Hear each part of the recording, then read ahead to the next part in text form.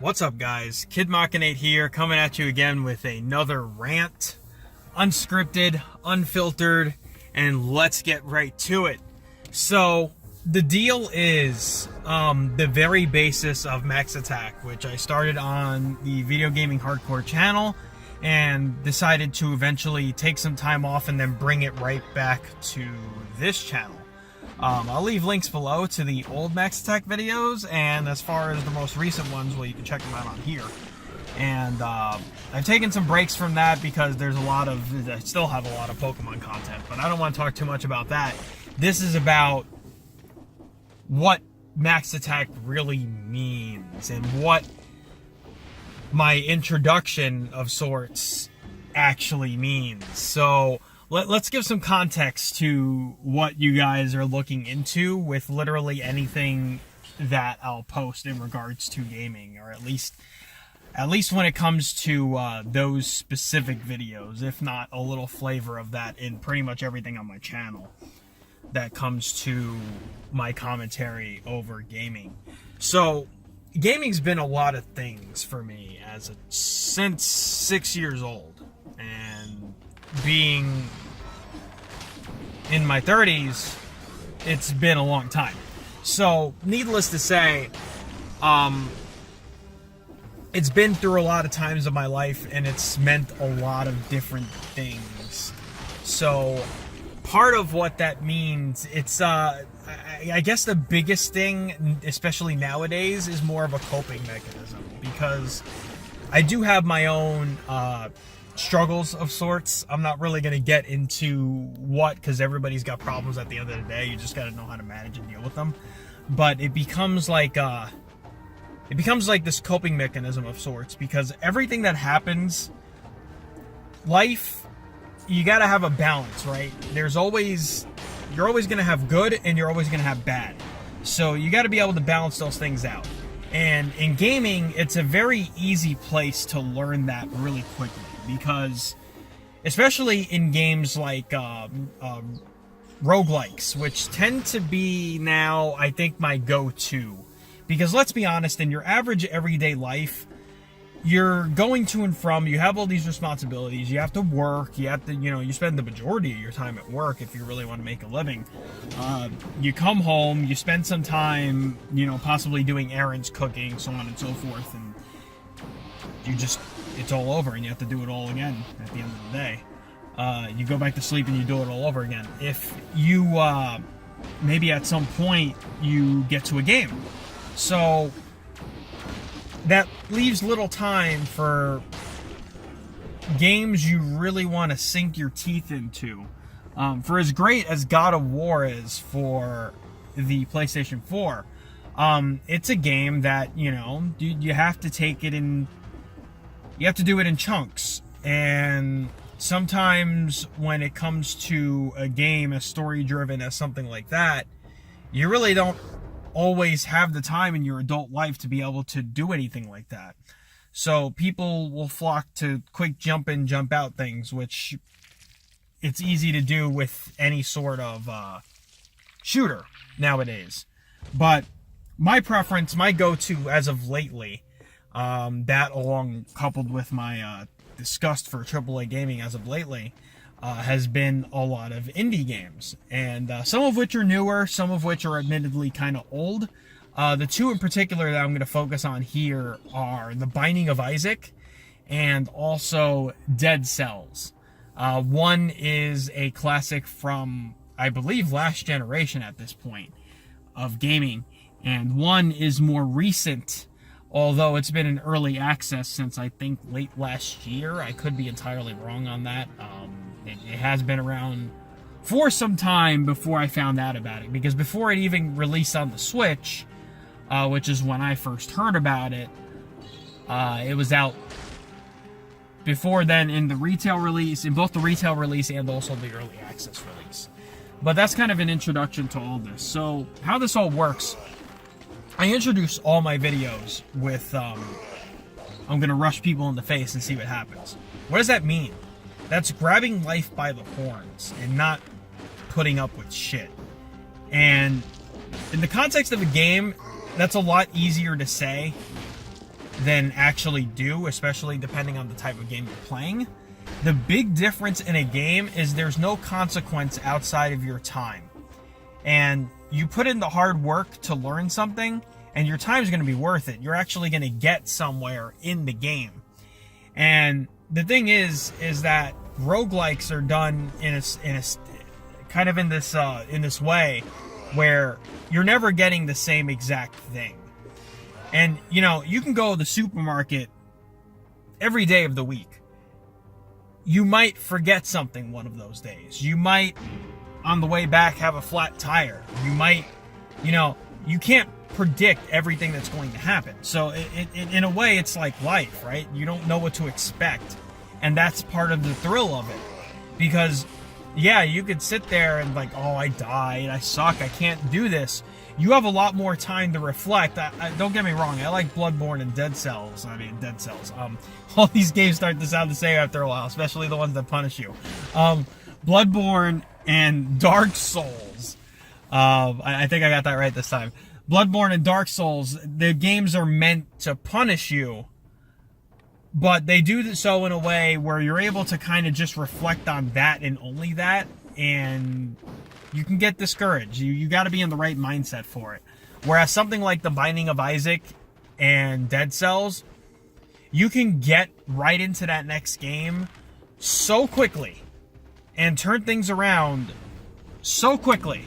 This is more in the case of Binding of Isaac, but anything can happen in just like seconds. Even in Dead Cells to an extent, you can get like the exploding crossbow, which tends to be a preference of mine currently. I don't know if that's one of the better weapons or not. It just happens to be something that's really working out for me, and was part of my very recent, very first clear of the final boss of the game.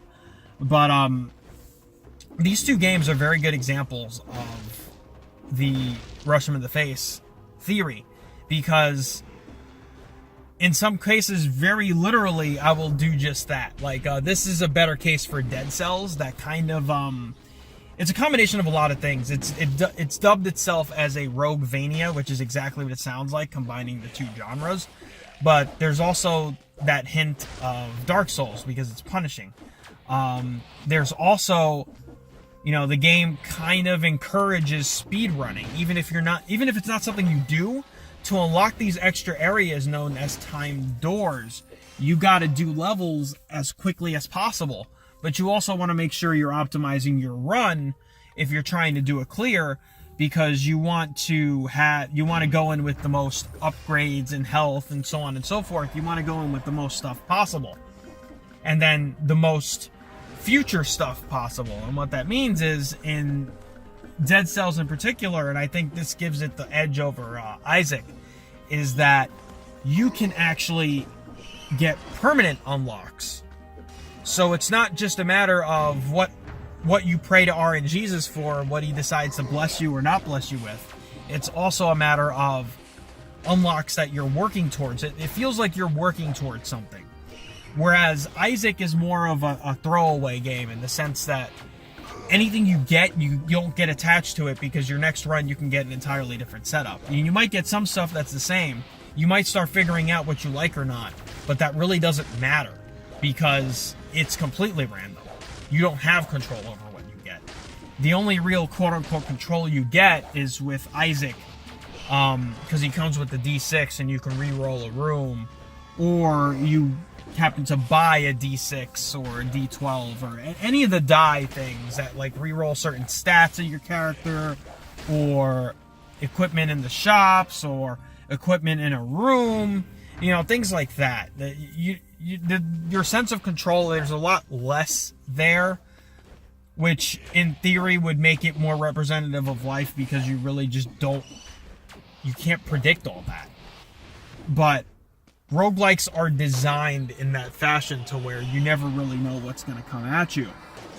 But it really is, it's drop in, drop out style of being able to pick up and play again without any, you could sit there and reflect on the bad, but your next game has already started at that point. Like, you press that button, and now all of a sudden it's like, well, you know, what if I do this time? What if this time things really will be different? You know, what kind of impact can I have on this game? What if I do this little tiny thing instead of this little tiny thing? It's like micromanaging your own life within a game. Because, you know, that's not something that's the furthest thing from what you want in a job. But it's like something you're doing in a game, and like you're figuring stuff out. You're putting your mind to work, and it becomes a distraction as well from life. So that goes back to the whole coping mechanism thing. And I realize this is going a little more all over the place than I initially wanted to. Because at the end of the day, this really is just about two games that kind of fit the same category that I've grown a real appreciation for. And even further so because I got them both on the Switch and I can take them literally anywhere.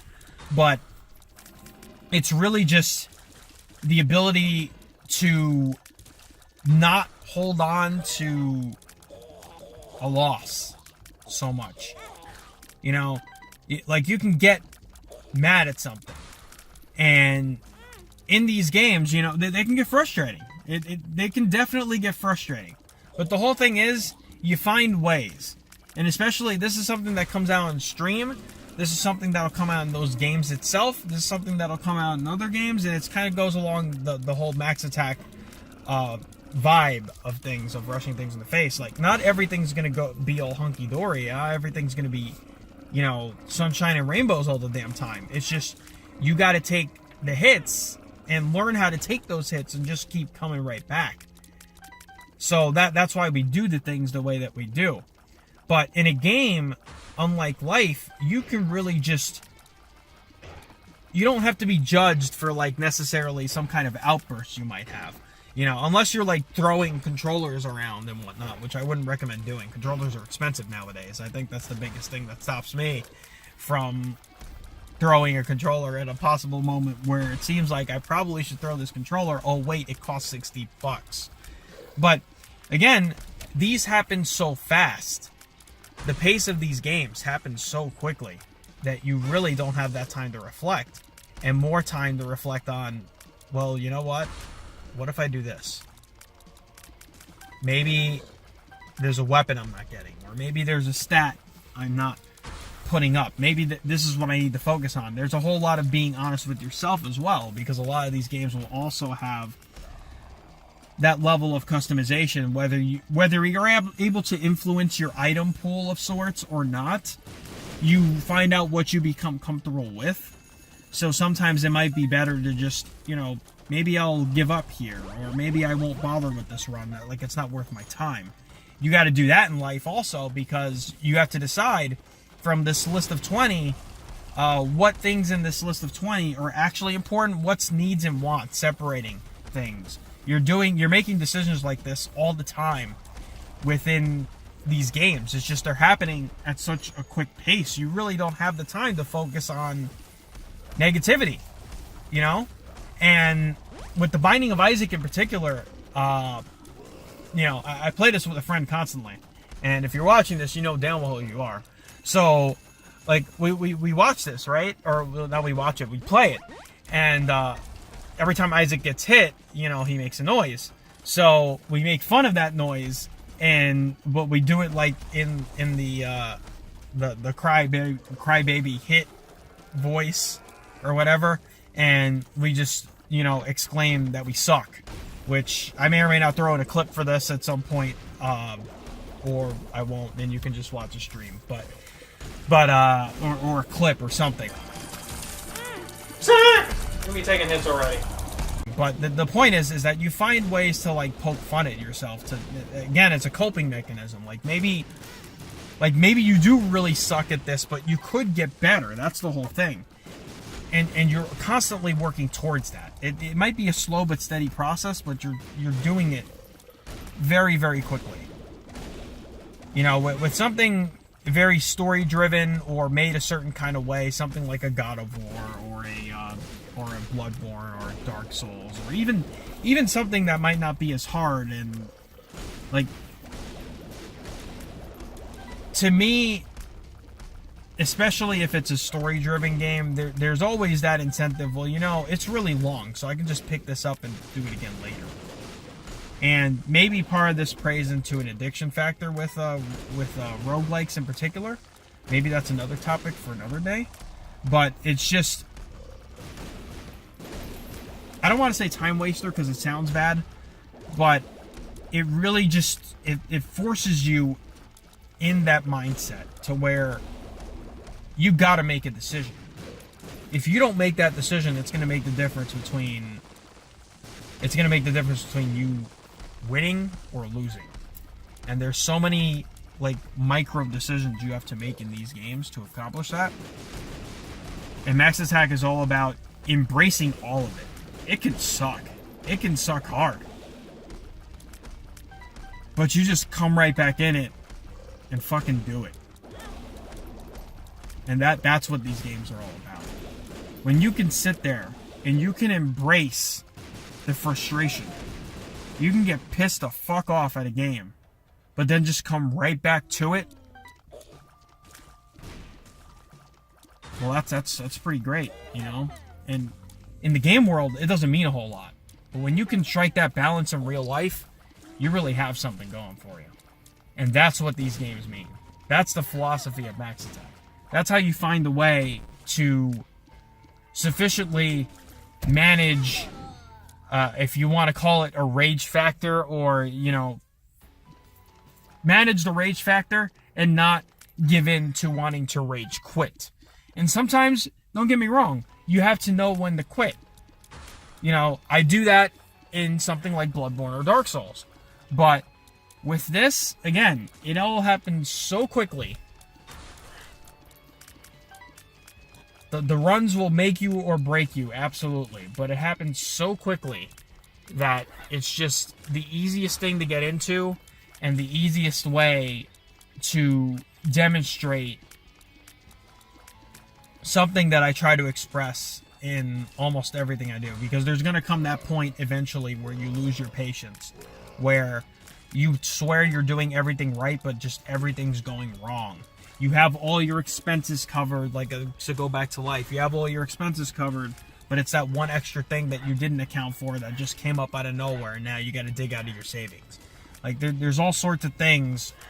There's all sorts of comparisons, like decision-wise, that you got to make in these games, and they make them very engaging versus something, whether it be a first or third-person shooter where you're just kind of point and clicking at heads. And yeah, I can see the appeal in that, but it's not engaging like that. Like, you can do the same thing with the MaxAttack philosophy, you know, rush people in the face and see what happens. You can, you know, embrace the fact that people are going to be better than you online, but you just strive to do better. You want to get your KD up. You want to try to be the best. You want to work within a team at Overwatch. You know, these are all goals that you want to go towards. And again, this is all in gaming, but you do stuff like this in real life. Like, it's a real thing. This is real talk here. Like, the game world might be made up, but your time being spent and what you're accomplishing is not made up. It means something. It's based on something. And you have a lot less risk outside of your actual time wasted. Or, I don't like to say wasted because, again, that sounds bad. You know, I don't think it's a waste of time to play games. So, you're spending this time and really just call it self-reflection. You know? You have a way to communicate with yourself and have a better understanding of yourself. Even if it's through the medium of a video game, it's still something that you very much have to be engaged with and do a lot more thinking, especially in the case of these games that I've highlighted here.